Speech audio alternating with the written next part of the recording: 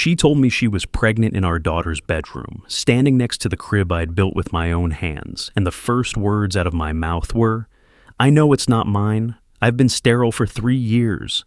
The pregnancy test was still in her hand. 2 pink lines. Such a small thing to end a marriage. She didn't drop it right away. She just stood there, holding that little plastic stick like it was evidence at a crime scene, which I suppose it was. "What do you mean?" Her voice was small, smaller than I had heard it in 8 years. I looked at the crib. Our daughter was at my mother's house, safe, unaware that her world was about to fracture. I'd sanded every edge of that crib myself, made sure there were no splinters, no sharp corners, nothing that could hurt her. I mean exactly what I said. I've been sterile since 2022. Medical records don't lie. I kept my voice level. Calm. I'd practiced this moment in my head for 6 months, but I never thought it would happen here, in this room, surrounded by stuffed animals and that faint smell of baby powder that never quite goes away. She opened her mouth, closed it, opened it again. "That's not... You can't..." "I can, and I am." I reached into my jacket pocket, not for a weapon, not for my phone, for something worse, a folder. Manila, letter-sized, the edges worn soft from handling. I'd carried it with me for 3 weeks, waiting, not hoping. I'd stopped hoping around the time I found the 3rd receipt, but waiting for this exact moment. "What is that?" She was backing up now, 1 step, then another, until her shoulders hit the wall next to the window. The evening light made her face look pale. Or maybe that was just fear. "This," I said, holding the folder between us like a shield, "is 18 months of documentation. Bank statements, text messages, GPS data from our shared phone plan, medical records, mine, very detailed medical records that prove I couldn't have gotten you pregnant even if we'd tried every single day for a year." The test fell then. It hit the carpet with a soft sound, bounced once, settled face up. Those 2 pink lines stared at the ceiling like tiny pink eyes. "You've been," she started, "documenting?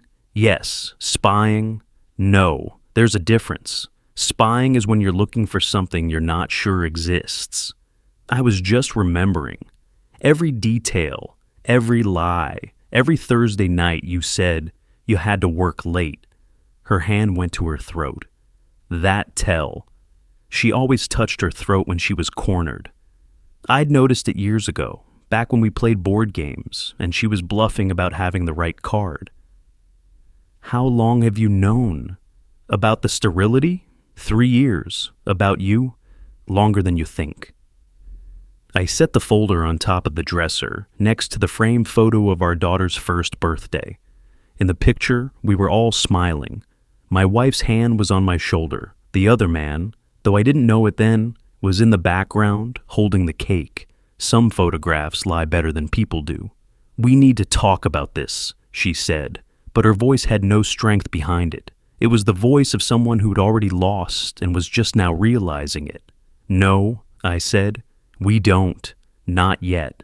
First, you need to understand something." I picked up the folder again, felt the weight of it. Paper is surprisingly heavy when it's full of proof. This isn't about anger. This isn't about revenge. This is about making sure that when the truth comes out, and it will come out, no one can say, "I didn't give you a chance to be honest." I am being honest. You're pregnant. That part's honest. The rest? I shook my head. "I'll wait. I've gotten very good at waiting." I left the room, left her standing there with the test on the floor and the folder on the dresser, close enough to reach but too far away to matter. Behind me, I heard a sound. Not crying, not yet, just breathing. Fast, shallow, the kind of breathing that comes before panic. I'd been breathing like that for 6 months. Now it was her turn. If you've ever had to choose between confronting someone immediately or staying silent to protect what matters most, just comment, "I understand." You'll see why that choice matters soon. The folder had taken me 4 months to compile. 4 months of quiet investigation, of staying calm while my insides were screaming, of kissing her goodnight while knowing that the perfume on her neck wasn't the one I'd bought her for our anniversary. I didn't open it right away. I wanted her to wonder, to imagine what might be inside. The anticipation is always worse than the evidence itself. Instead, I went downstairs, poured myself a glass of water. Not whiskey, not yet, I needed to stay clear, and sat at the kitchen table with my phone. The first document in the folder was a medical report, dated March 15th, 2022. The paper was heavier than normal, that thick official stock that says, "This is real." The seal made a sound when I pressed my thumb against it. I'd done that a lot over the past 3 years. Pressed my thumb against that seal like I could change what it said. Post-vasectomy reversal analysis. Patient, Michael Chen. I remember the doctor's face when he showed me the results. Dr. Patterson. He was maybe 50, with gray at his temples and the kind of gentle voice they probably teach in medical school for delivering bad news. "I'm sorry, Michael. The reversal didn't take. Sometimes the scar tissue is too extensive, or the time between procedures was too long, or..." He'd trailed off because the why didn't matter. Only the what. What? 0 sperm count? 0 motility? 0 chance? "Are you certain?" I'd asked, even though I could read the numbers myself. Sometimes you ask questions you already know the answer to, just to hear someone else confirm that you're not crazy. "There's no margin for error here," he'd said. "The test has been replicated 3 times over 6 months. I'm sorry. If you and your wife want to expand your family, you'll need to explore other options. Donor sperm, adoption." I'd stopped listening after 0. 3 years ago, my wife and I had decided we wanted another child. Our daughter was 1, barely walking, and I thought, that she deserved a sibling. I'd had the vasectomy reversed, $6,000 and a week of recovery time that I'd hidden from everyone except my wife, and it hadn't worked. I'd told her. Of course I'd told her. We'd had a conversation about it, about trying anyway, about hope, about miracles. She'd cried. I'd held her. We'd decided to give it time, see what happened naturally, not stress about it, and then we'd stop talking about it entirely. I thought we'd made peace with having just 1 child. I didn't know she'd made peace with having someone else give her a second one. The water glass was sweating rings onto the kitchen table. I wiped them away with my sleeve, methodical, precise. 18 months of tiny clues, all leading to this moment. The folder had tabs, color-coded. I'd learned that from a true crime podcast, how investigators organize evidence so nothing gets lost in the shuffle. Blue tabs for financial records, red for communications, yellow for photographic evidence, green for witness statements, and white for medical documents. The ones that couldn't be argued with, the ones that made everything else make sense. Upstairs, I heard movement. The bedroom door closing, water running in the bathroom, the sound of someone being sick, morning sickness or fear sickness, maybe both. I didn't go up. I'd learned something important over the past 6 months. Patience is a weapon. The person who speaks first, who breaks first, who demands answers first, that person loses control. And control was the only thing I had left. My phone buzzed. A text from my mother. "Is everything okay? Emma wants to say goodnight." I called, put it on speaker, listened to my daughter's voice, bright and happy, and completely unaware that her father's heart was breaking into pieces small enough to fit through a phone line. "Daddy, Grandma made cookies." "That's wonderful, sweetheart. Did you save me one?" "I saved you 3, because you're the best daddy ever." 3, not 1, not 2, 3. She always did things in 3s. 3 stuffed animals in her bed. 3 books before sleep. 3 kisses goodnight. Rule of 3. Even my daughter understood it. "I love you, Emma Bear," I said, and my voice almost broke on her name. Almost. But I held it together, because that's what fathers do. Love you too, Daddy. Mommy too.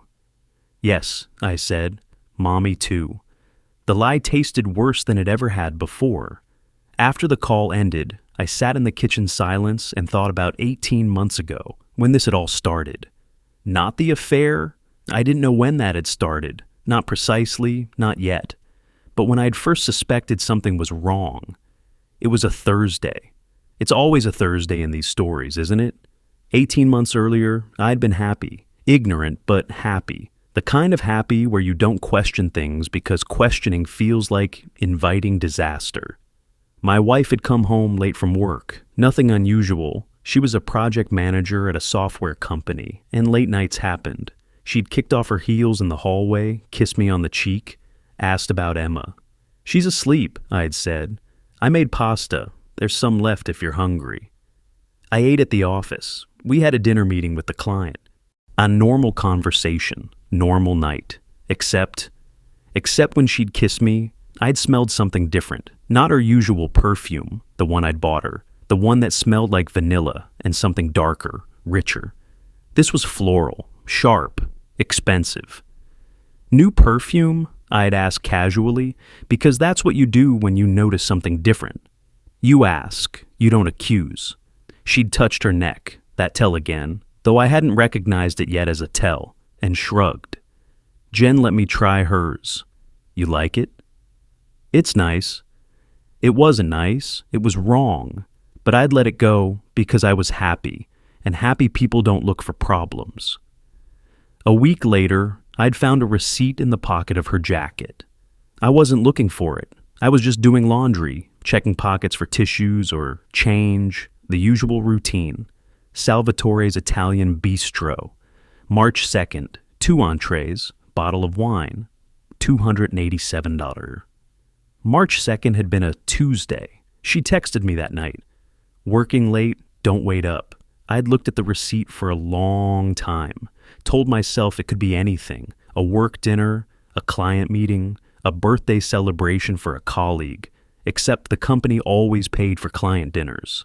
And I'd never heard of Jen or any colleague at this particular restaurant. I'd folded the receipt back up, put it in a drawer, told myself I was being paranoid. Then I'd found the second receipt. Same restaurant. March 9th. Another Thursday. 310. And then I'd stopped telling myself I was paranoid. The medical report had arrived in April of that same year. 3 months after the first receipt. 3 months of me noticing small things. Her phone face down on the table. Always. Her smile a little too bright when I asked about her day. The way she'd started showering immediately when she got home, even on nights when she hadn't gone to the gym. Dr. Patterson had called me himself to deliver the results. Professional courtesy, he'd said, though I think he just didn't want to send that kind of news through a patient portal. 0 motility, 0 count. The doctor said, there's no margin for error here. I'd thanked him, hung up, sat in my car in the hospital parking lot for 30 minutes, watching people come and go, thinking about numbers. 0, not low, not might improve with lifestyle changes. 0, no miracle, no exception, just math. That night, I'd made dinner, set the table, poured wine, told my wife what the doctor had said. She'd cried. I'd held her. We'd talked about the future, about Emma, about being grateful for what we had. And 3 months later, she'd told me she was pregnant. The math didn't work, but I hadn't said anything then. I'd smiled. I'd hugged her. I'd asked if she was sure, and she'd shown me the test, the same kind of test that was now lying on our daughter's bedroom floor. And I'd started keeping the folder. My brother called around 10. I'd texted him earlier. It happened. How bad? He asked without preamble. We had always been like that. No small talk when things mattered. She asked if I was sure about the medical results. I said, I'll be sure when I have proof she can't deny. He was quiet for a moment. Then, you okay? No, but I will be. You need me to come over? No, I need to sit with this, figure out the next move. The next move is a lawyer, Mike. You know that. I did know that. I'd already researched 3 family law attorneys, had consultations scheduled for next week, back when I'd thought I might have another month before the confrontation, before the pregnancy announcement forced my hand. "I'll call them tomorrow," I said. "Tonight I just need to think. Don't think too much, and don't do anything stupid." Define stupid. Anything that involves you getting arrested or trending on Twitter. I almost laughed. Almost. I'll try to restrain myself. Document everything. Emotion fades. Evidence doesn't. That was something he'd learned in his divorce 3 years ago. He'd lost custody of his kids because he'd trusted in fairness, in truth, in the idea that the system would see what was obvious. By the time he'd started documenting, it was too late. I wouldn't make that mistake. "I've been documenting for 6 months," I said. "I have enough to bury her." "Good. Then do it cleanly. Protect Emma. That's all that matters." He was right. Emma was 4 years old. She loved dinosaurs and purple crayons and asking why about everything. She thought I was a hero because I made her pancakes on Sunday mornings and built her a treehouse in the backyard. I couldn't let her lose that. Couldn't let this poison her childhood. Whatever I did next, it had to be for her. Around midnight, my wife came downstairs. I was still at the kitchen table, the folder closed in front of me, my phone dark. "Can we talk?" she asked. "No." "Mike, please." I said, "No, not tonight. Tonight you think about what you're going to say. You think about whether you want to keep lying or whether you want to tell me the truth. Because tomorrow morning, I'm going to ask you one question. Just one, and your answer is going to determine what happens next." "What question?" I looked at her then. Really looked. At the woman I'd married 8 years ago, who'd promised to love me in sickness and health, for better or worse. Who'd held my hand in the delivery room when Emma was born. Who'd laughed at my terrible jokes and cried at sad movies and made me believe in the possibility of forever. "Who is he?" She didn't answer, didn't need to. The silence said everything. I picked up the folder, stood, started walking toward the stairs. "Mike, tomorrow," I said without turning around. "You have until tomorrow." In my office, I opened my laptop and created a new document, titled it Timeline, Evidence Log, March 2023 to present. And then I started writing everything down, every receipt, every late night, every lie I'd let slide, because I'd wanted to believe in us more than I'd wanted to face the truth. By the time I finished, the sun was coming up. I had 27 Thursday nights documented, 27 lies, not once, not twice. 27 times she'd chosen him over me, over Emma, over the life we'd built. The folder was getting heavier, but so was I.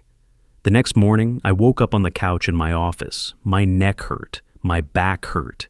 Everything hurt in that dull, persistent way that comes from sleeping in the wrong position while carrying the weight of a dying marriage. Emma was coming home at 10. I had 3 hours to figure out how to be normal for her. I showered, made coffee, avoided the bedroom where my wife was presumably still sleeping, or pretending to sleep, or staring at the ceiling, wondering how her world had collapsed so quickly. At 9:47, I heard movement upstairs.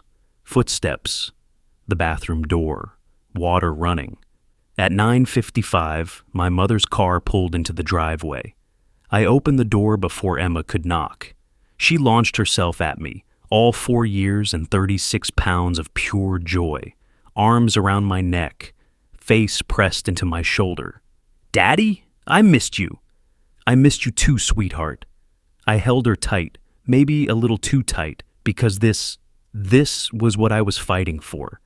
Not the marriage, not my pride, not even justice, just this moment, this child who thought I hung the moon. "Grandma said we can make pancakes." Emma pulled back, her face bright with excitement. Can we? Can we make the ones with chocolate chips?" "Absolutely. Go wash your hands. I'll get the ingredients ready." She scrambled down and ran toward the kitchen, her light-up sneakers blinking with each step. My mother lingered in the doorway. She was 63, sharp-eyed, and had raised 3 boys. She could read trouble the way some people read weather patterns. "Everything okay?" she asked quietly. "Not yet," I said, "but it will be." She studied my face for a long moment, then nodded. "Call me if you need anything. I mean that." "I know. Thank you." After she left, I found Emma in the kitchen, standing on her step stool at the sink, washing her hands with more soap than is strictly necessary. Bubbles were everywhere. "Emma Bear, you're supposed to wash your hands, not give them a bath," she giggled. That sound, pure, uncomplicated happiness, was the best thing I'd heard in 6 months.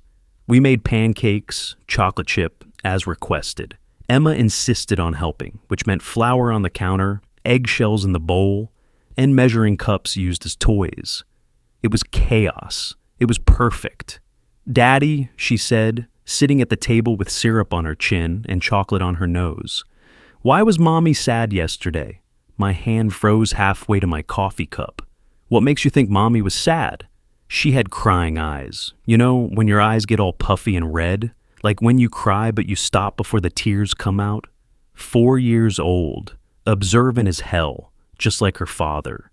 "Sometimes grown-ups make mistakes, sweetheart," I said carefully. "And when they realize they made a mistake, they feel sad." "Did Mommy make a mistake?" "Yes." "A big one?" I looked at my daughter, at her wide, trusting eyes, at the chocolate chip stuck to her cheek, at the purple marker stain on her hand from yesterday's art project. "Yeah," I said, "a pretty big one." "Are you sad too?" "A little bit.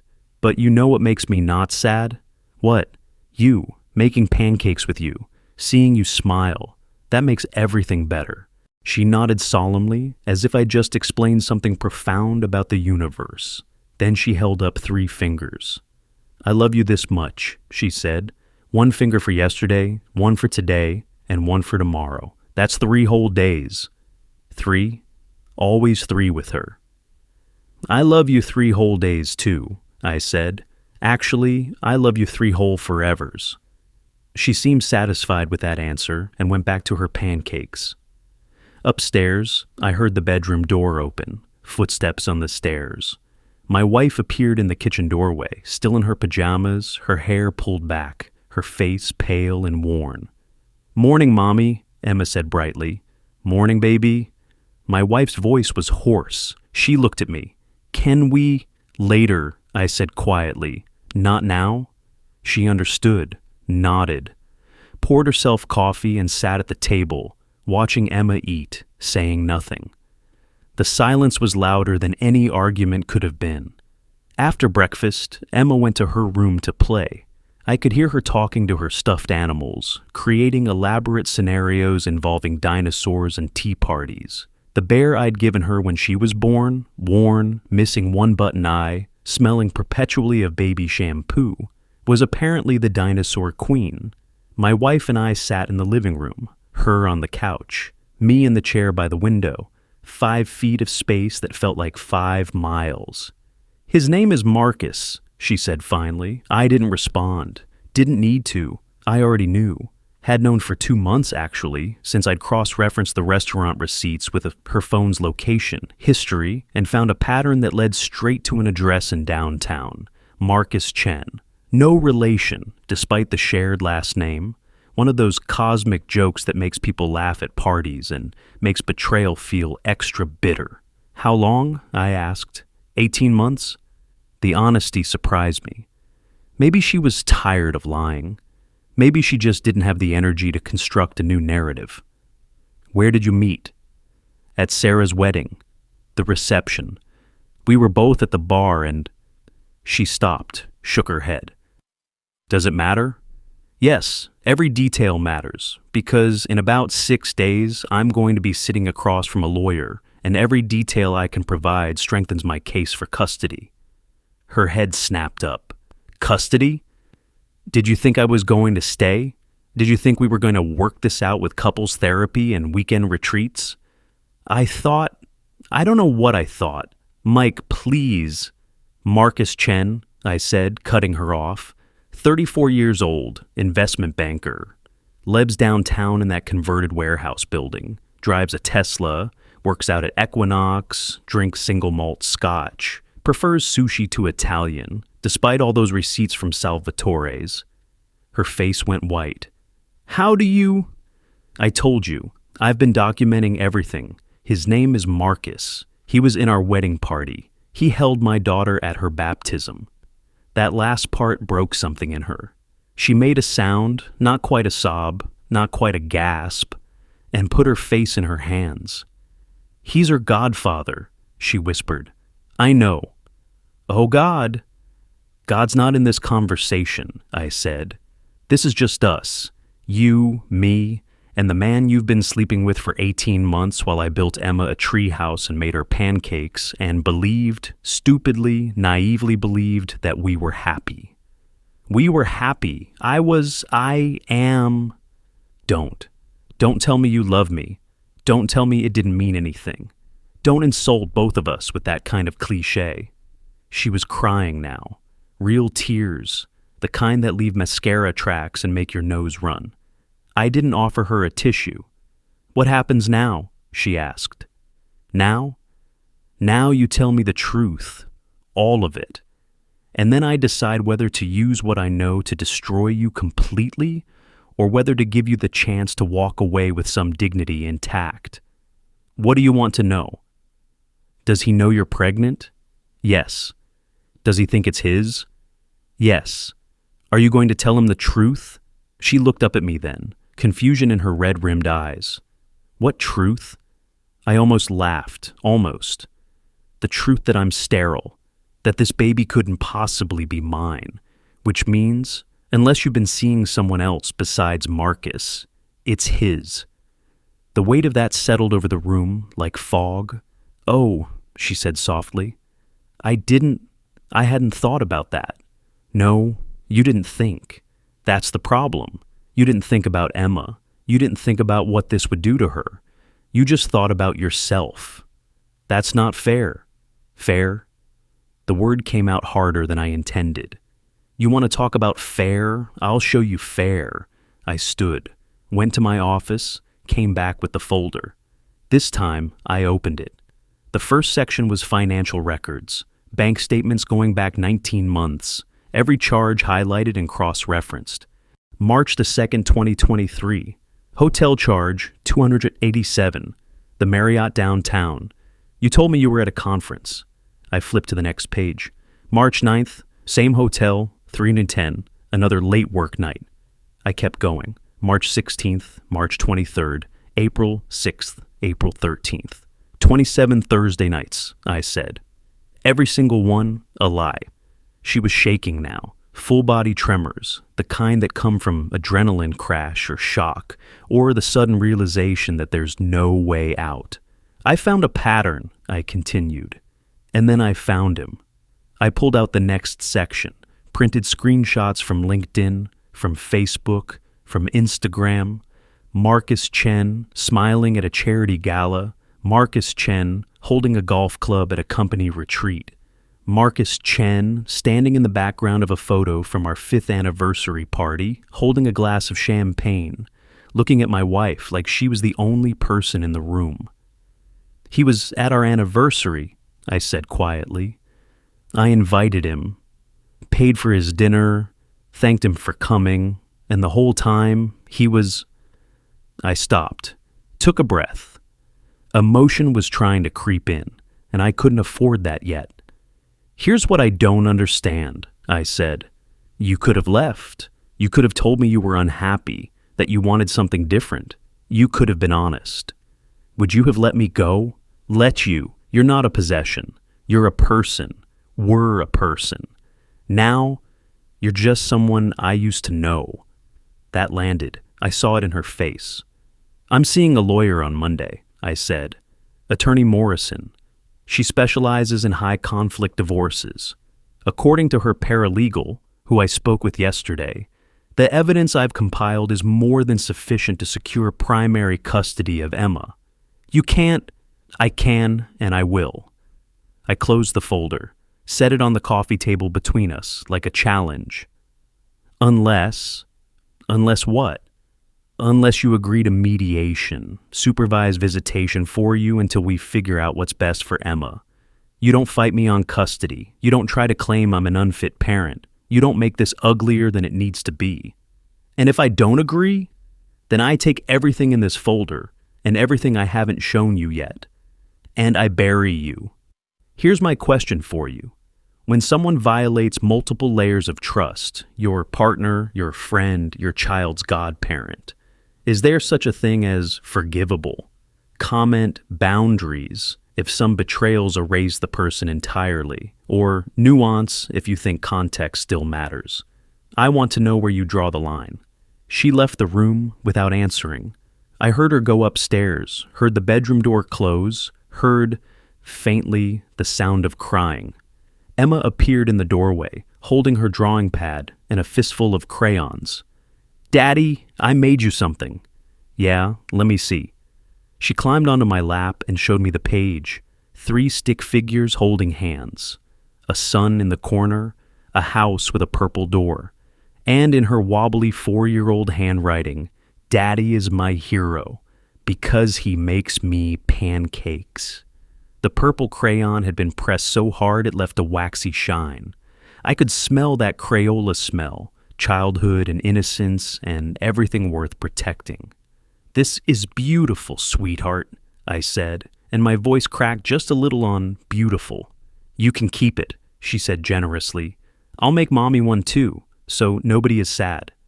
"That's very kind of you." She looked up at me with those wide, trusting eyes. "Daddy, are you and Mommy getting a divorce?" 4 years old, too smart for her own good. "I don't know yet," I said honestly. "Maybe. Would that make you sad?" She thought about it seriously, chewing on her bottom lip the way she did when concentrating. "A little bit, but Jack at preschool says his parents are divorced, and he has 2 houses now, and that sounds like an adventure." "It does sound like an adventure. Will I still see you every day?" "Every single day I possibly can, I promise." "Okay." She seemed satisfied with that and went back to coloring. I looked at the drawing, at the 3 stick figures, at the word hero with the E backwards. I couldn't let her lose this certainty, this belief that her father was someone who made things better instead of worse. Whatever I did next, it had to be for her. The drawing stayed in my hand for a long time, even after Emma had wandered back to her room, even after the sun had shifted and the living room had grown dim. It stayed in my hand like proof that some things, some people, were worth fighting for, and some things were worth letting burn. On Monday morning, I sat across from Attorney Morrison in an office that smelled like leather and old books. She was maybe 55, gray hair cut short, reading glasses on a chain around her neck. The kind of woman who looked like she'd seen every variation of human failure and still managed to believe in justice. "Mr. Chen," she said, opening the folder I'd brought. The folder, my evidence, my ammunition. "This is thorough." I had time to be thorough. She flipped through pages, her expression neutral, but her eyes sharp. Bank records, communications logs, medical documentation of your sterility, GPS timeline, witness statements. You have witness statements? 2 co-workers who saw them together at a restaurant when they were supposed to be in separate meetings. 1 friend who received a drunk confession from Marcus at a bachelor party 6 months ago. And you're certain of paternity? The baby can't be mine. The medical records are conclusive, which means it's either his or there's a third party I haven't discovered yet. Either way, it's not mine. She set down the folder and looked at me directly. "With this evidence, you won't just win custody, you'll bury her. You understand that? Her career, her reputation, her relationship with your daughter, all of it gone." "I understand. Is that what you want?" I thought about Emma's drawing, folded in my wallet, about the way she'd asked if we were getting divorced with the same tone she'd used to ask about the weather, about the purple room she wanted and the pancakes I made and the 3-finger salute that meant I love you. I want my daughter safe, I said. I want her to grow up knowing her father fought for her. And I want my wife to understand that actions have consequences. Consequences, not destruction. Is there a difference? Sometimes. Attorney Morrison leaned back in her chair. Here's what I recommend. We file for divorce, cite irreconcilable differences, push for primary custody with supervised visitation for her. We don't make the affair public. We don't drag Marcus through the mud. We keep it clean, keep it focused on Emma's best interests. And if she fights it, then we show the judge this folder and we win anyway. But it'll be messier, more traumatic for everyone involved. I had one question for my lawyer. Can I win? She smiled.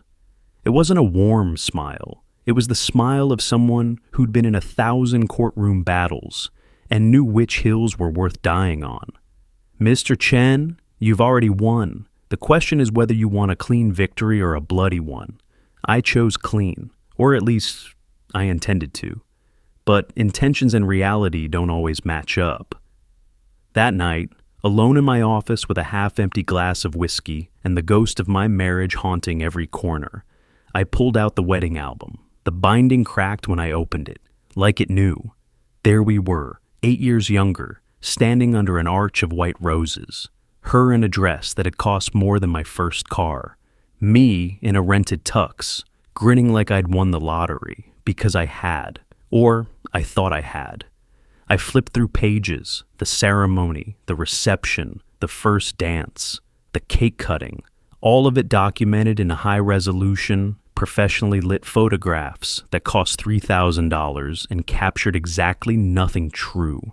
In one photo, Marcus was visible in the background, holding the champagne bottle, laughing at something, standing close, too close now that I was looking for it, to my wife while I was across the room talking to my uncle. How long had I been blind?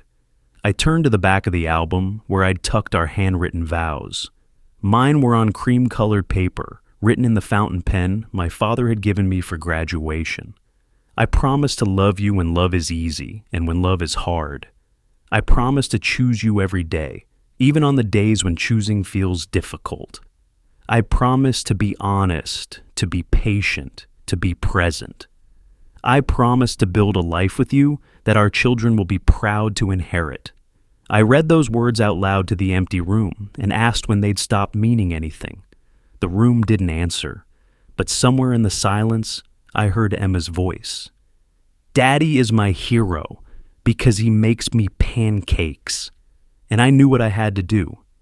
Not revenge, not destruction, just the truth laid bare, consequences attached. Some silences are louder than any scream, but the loudest silence of all is the one that comes after you stop pretending everything's fine. The DNA test arrived on a Wednesday, not a Thursday. Some cosmic sense of irony, maybe.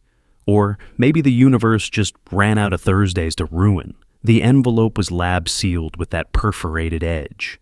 I held it for a full minute before opening it, standing in my kitchen at 7:15 in the morning, with coffee going cold on the counter, and Emma eating cereal in the next room.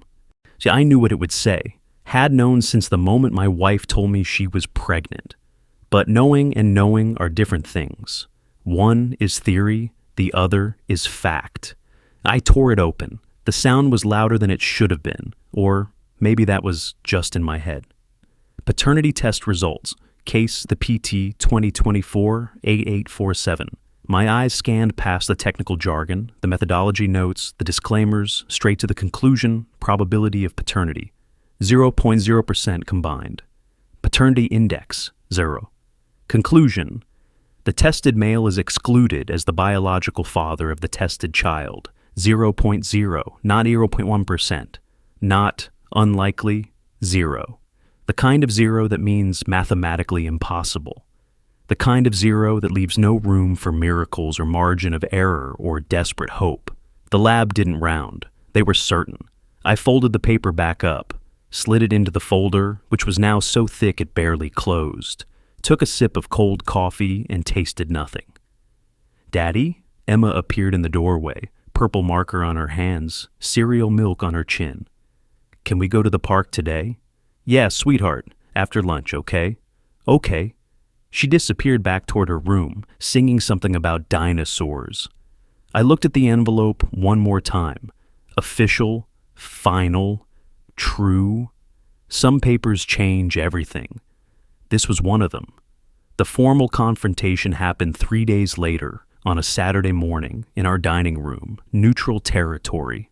Attorney Morrison was present, sitting at the head of the table with her leather briefcase and her reading glasses, and the kind of calm that comes from watching families implode for 30 years. My wife had her own lawyer. Young guy, maybe 30, fresh suit, nervous energy. He'd looked at my evidence folder during the preliminary meeting, and I'd watched the color drain from his face. Emma was at my mother's house. Again. Always at my mother's house these days, safe from the wreckage, coloring pictures, and asking when things would go back to normal. They wouldn't, but I couldn't tell her that yet. Let's begin, Attorney Morrison said, opening her notepad.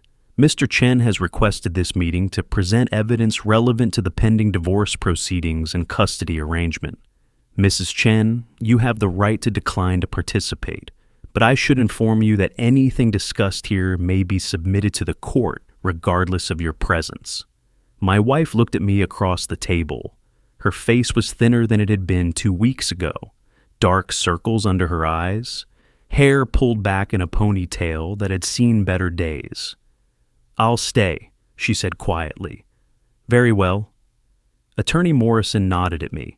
Mr. Chen, you may proceed. I opened the folder. The edges were worn soft from handling, the tabs color-coded by lie type. I had organized it the way investigators organize murder cases, chronologically, with cross-references, with nothing left to interpretation. March 2nd, 2023, I said, my voice flat, clinical. Hotel charge to our joint credit card. $287. The Marriott downtown, room 512.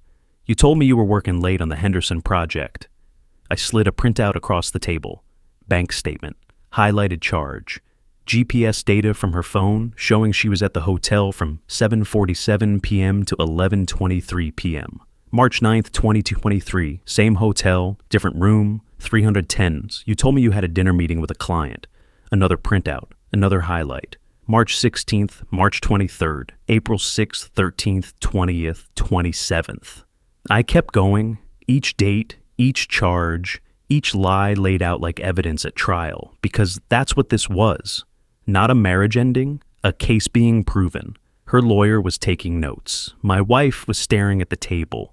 In total, I said, 27 Thursday evenings over an 18-month period, 27 instances of documented deception. I pulled out the next section, text message screenshots, printed and notarized. Communications between your phone and Marcus Chen's number, 10847 text messages, 342 phone calls, average duration 12 minutes. The content ranges from logistical, meet at 7, to explicitly romantic. I won't read those aloud. They're in the appendix. Her lawyer glanced at the appendix, his jaw tightened. Then we have witness statements. I slid over 3 signed affidavits. 2 co-workers who saw you and Marcus at Salvatore's on separate occasions when you'd claimed to be at different locations. 1 mutual friend, Todd Brennan, who received a confession from Marcus at a bachelor party in September. Quote, I'm in love with Mike's wife. I know it's fucked up, but I can't help it. End quote. My wife made a small sound, not quite a sob, just breathing, sharp and painful. And finally, I said, reaching for the envelope, we have the paternity test results. I handed the envelope to my wife, not her lawyer. This part was personal. You can stop lying now, I said quietly. She took the envelope with shaking hands, opened it, read. Her lawyer read over her shoulder. The silence that followed was the kind that has weight, the kind you can feel pressing against your chest. 0.0% probability, I said, filling the silence with facts because facts were the only things I could control. The lab tested twice. Same result.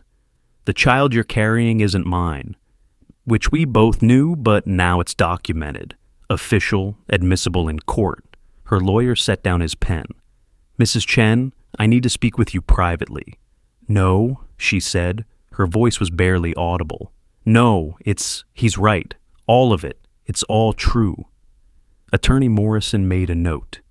Her face remained neutral, professional, but I saw something flicker in her eyes.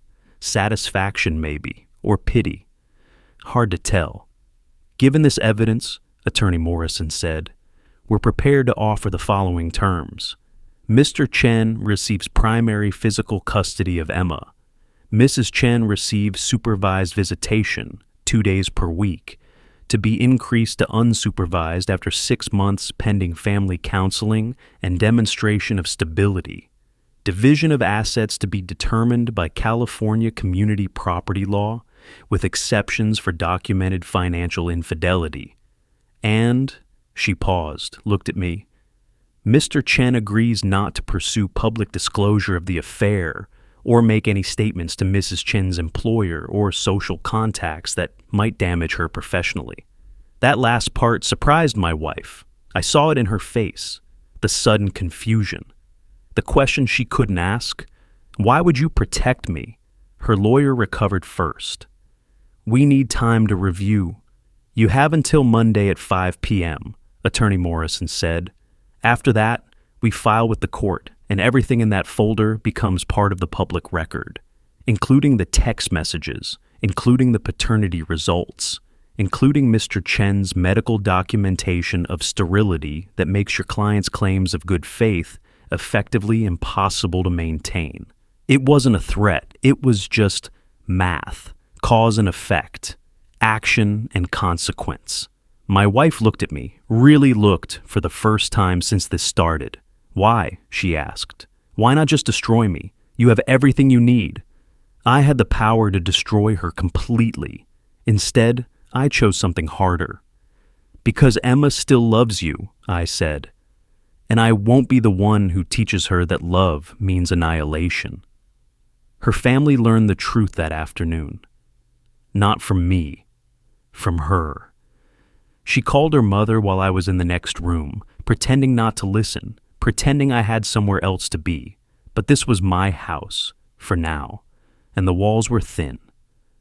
I heard crying, not my wife's, her mother's. I heard her mother's voice distant through the phone. How could you do that to him? To Emma? I heard my wife trying to explain, trying to find words that would make it make sense.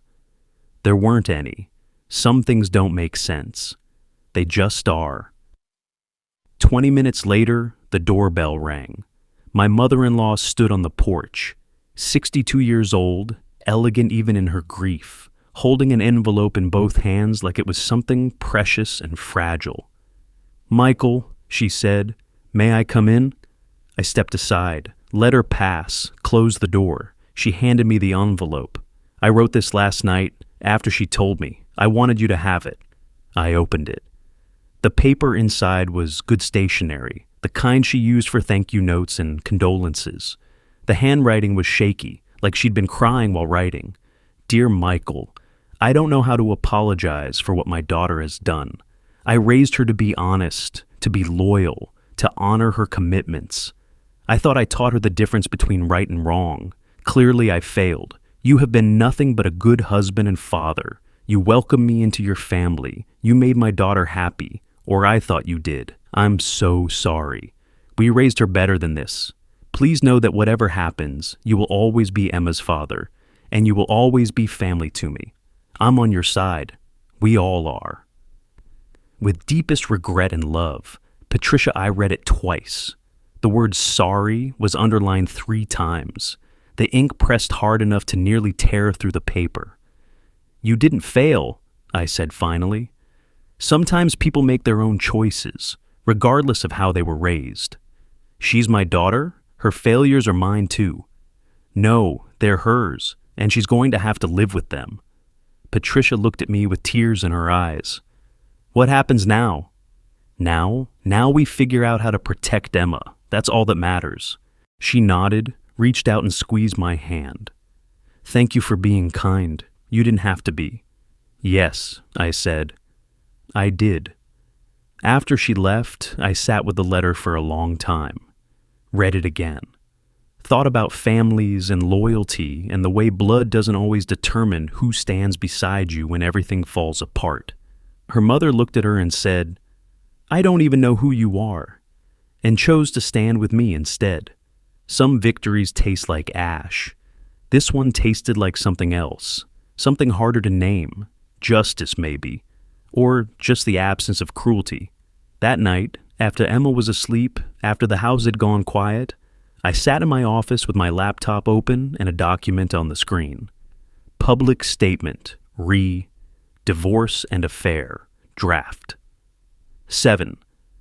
15 pages, names, dates, screenshots, a complete timeline of the affair, the deception, the pregnancy.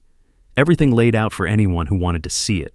I'd written it 3 weeks ago, when I was angrier, when I wanted everyone to know what she'd done, her friends, her employer, every person who'd ever congratulated us on our perfect marriage. The document would ruin her, professionally, socially, completely.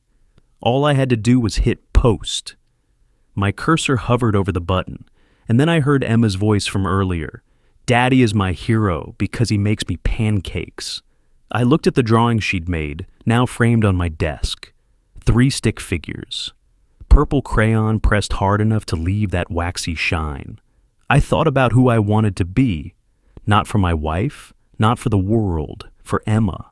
Did I want to be the father who taught her that revenge was strength, or the father who taught her that sometimes the hardest thing, the strongest thing, is choosing not to destroy someone when you have the power to? I highlighted all 15 pages, hit delete, closed the laptop. Not revenge, not forgiveness, just moving forward. I had the power to destroy her completely. I chose something harder. Some people will think I was weak. Others will think I was strong. The truth is, I was neither.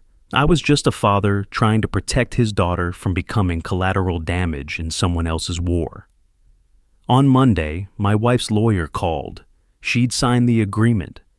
Primary custody to me. Supervised visitation for her. Clean divorce, no public statements, assets divided fairly. She was moving out by the end of the week. Marcus, I found out later, had disappeared, blocked her number, told mutual friends he didn't want to be involved. Apparently, the romance was a lot less appealing when there was an actual child involved instead of just the idea of rebellion. She was alone now, pregnant, facing consequences. I didn't feel good about it, but I didn't feel guilty either. Some choices create their own justice. If you've rebuilt after betrayal, share your found family story below. Let's build something real together. And if this story meant something to you, share it with someone who needs to hear that silence can be strength. 6 months later, I stood in the purple room. Our new apartment, mine and Emma's, was smaller than the house. 2 bedrooms, a kitchen with actual counter space, a balcony that overlooked a park. It wasn't much, but it was ours. Really ours. Emma had requested purple walls. Not just one wall, all 4. Purple like the sky at dusk, like plums, like the crayon she'd worn down to a nub drawing pictures of our new life. "Daddy!" She was standing in the doorway, holding a paper bag. "I got the stars!" Glow-in-the-dark stickers. 100 tiny stars that we'd stick on the ceiling, creating constellations that only existed in our apartment, in our universe. "Ready to make it look like space?" I asked. "So ready." I climbed the ladder, the same ladder I'd used to build the crib, now repurposed, and she handed me the stickers one at a time. We worked together, creating patterns, finding shapes. "This one's the Big Dipper," she said, pointing. "And that one? That one's the Emma constellation. It's shaped like a pancake." I laughed, really laughed. The first genuine laugh I'd had in months. We placed stars until the ceiling looked like the night sky. If the night sky had been designed by a 4-year-old with strong opinions about purple and breakfast foods.